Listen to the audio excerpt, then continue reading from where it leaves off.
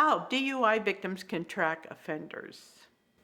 Essential nationwide notification systems you need to know.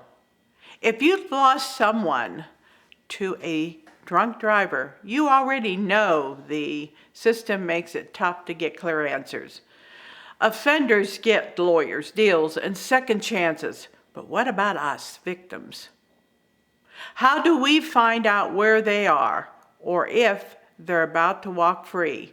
Today, I'm cutting through the confusion and showing you the nationwide systems that every victim can access. Hi, I'm Sarah Raney. I know this because I've experienced it firsthand. On January 25, 2019, my son Kenley was killed in Lubbock, Texas by a repeat drunk driver, Dennis Rodriguez Abeta Jr. That's when I learned how the system really works. You think the offender is sitting in jail. By that evening, they're out on bond, back home eating dinner with their family, which is what happened to me. And in many cases, they're not even arrested that day. It can take months. That's what happened in my case. He never went to jail that night. Not until 10 months later. The excuse? He was too drunk to take the breathalyzer. And you, the victim's family, are left in the dark. No call, no letter, no warning, unless you dig for the information yourself. You'll never know. That's the truth. It's on you, the victim, to chase down answers. Now imagine this.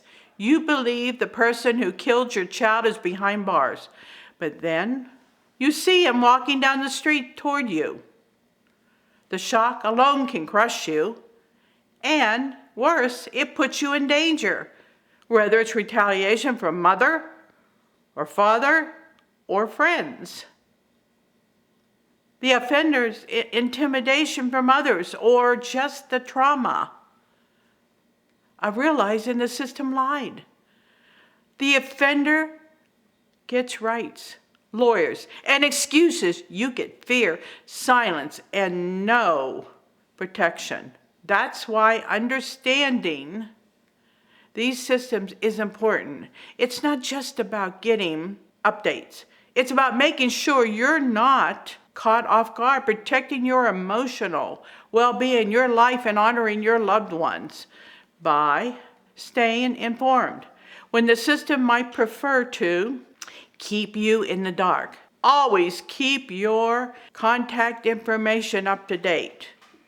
If you change your phone number or email and don't update VINE, you could miss important alerts about the offender's release or parole. VINE, which stands for Victim Information and Notification Every Day. Think of it as a nationwide alert system. When you sign up, you can get a text, phone call, or email if the offender is moved, released, or even dies in custody. It's available in most states and is designed so that you don't have to check jails or prisons yourself. But here's the catch. Not every county updates quickly, and sometimes it lags. And if you don't sign up, you won't get notified. That's the truth. The burden falls on us as victims to register. Bottom line, for victims to register for VINE, you typically need the offender's name or ID number, your contact information, such as a phone number or email address, and a 4-digit PIN that you chose to confirm alerts. Some states may also ask for a court case number. It's quick, but you must sign up yourself. The system won't do it for you. Case numbers will always appear on official court paperwork and online state case search portals. An online case search portal is the courthouse's website where you can enter the offender's name, ensuring it matches the name on all court documents. To view the official case number and status. However, this may not provide all the necessary information and may not be available in every state. The criminal justice system doesn't make it easy for victims. In my experience, they just want you to disappear. Why?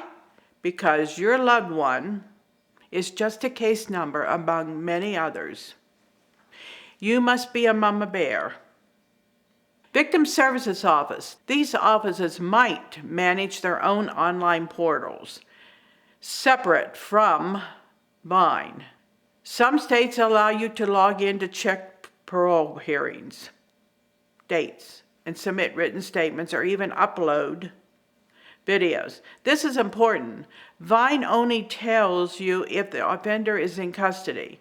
However, your state victim services office can inform you when they're requesting to be released and help you oppose it. As a victim in shock and unfamiliar with the justice system, how would you know this? Also, who knows the system and has legal knowledge about the criminal? How cruel is this? But that is reality. Local jail inmate locators. Most counties have online inmate locators. This is especially important right after an arrest because offenders aren't often just released or bond out. Dennis wasn't arrested for 10 months. The DA's victims' rights representative told me he was in jail, but victims aren't always notified. Victims can be misled, like in my case. Why? Oh yes, he wasn't arrested for 10 months after he killed my son. The reason was that he was too drunk to take the breathalyzer. But that is another story. Checking the local jail roster will show whether the offender is still in custody or has already been released. Here's the bottom line. As victims, the system doesn't make this easy. But if you register with VINE, check your state's victim services, and use local jail rosters, you stay one step ahead. And if it's a federal case, the BOP, Bureau of Prisons, would be your source. I wish the system protected us as much as it protects the offender. But until that changes, knowing where to register is our only power.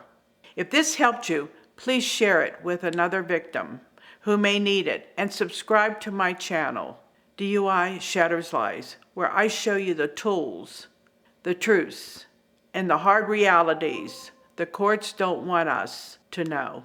I am Sarah Raney, the proud mother of Dr. Kenley Raney, who lost his life to a repeat drunk driver, Dennis Rodriguez Abeta Jr., in Lubbock, Texas, on January the 25th, 2019. Thank you.